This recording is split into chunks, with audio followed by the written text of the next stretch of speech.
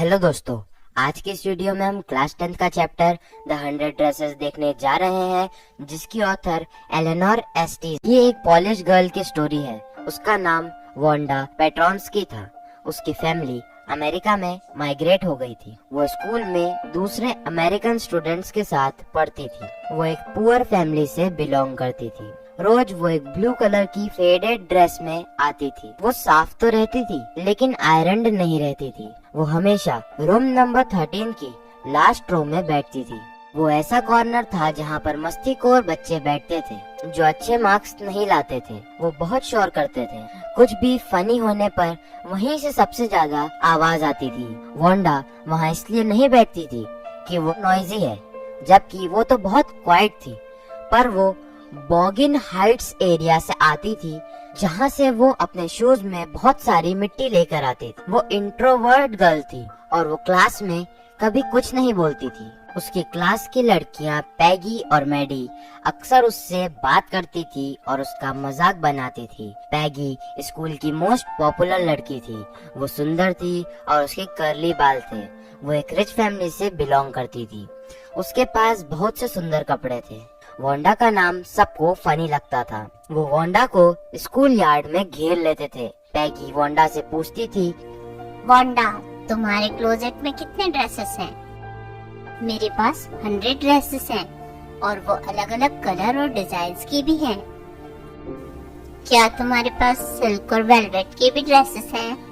हाँ, मेरे पास सिल्क और वेलवेट की भी ड्रेसेस हैं। अच्छा, तो ये बताओ कि तुम्हारे पास कितने पेयर ऑफ शूज हैं? मेरे पास 60 पेयर ऑफ शूज हैं। वो उसके सामने अपनी हंसी छुपाते और उसके जानने पर हंसते। कि वांडा अपनी ड्रेसेस और शूज के बारे में झूठ क्यों बोलती है?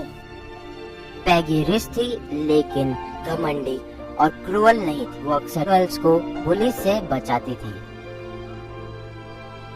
इतनी देर में पैगी वहाँ से आ जाती है और बोलती है, रुको ये सब।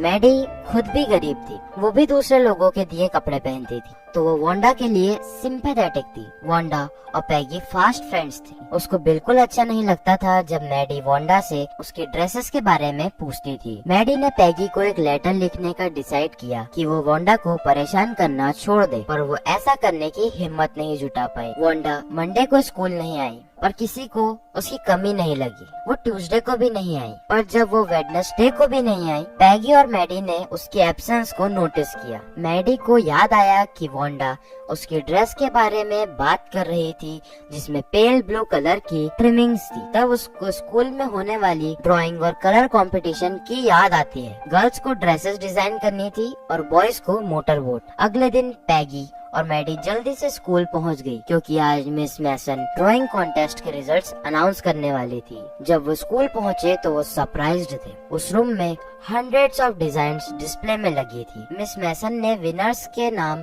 अनाउंस किए। उन्होंने कहा, बॉयज में जैक बैकलेस जीते हैं और ये सारी 100 ड्रेसेस एक ही लड़की ने बनाई हैं और उसी ने ये कंपटीशन जीती है। वो है वांडा पेट्रोन्स्की।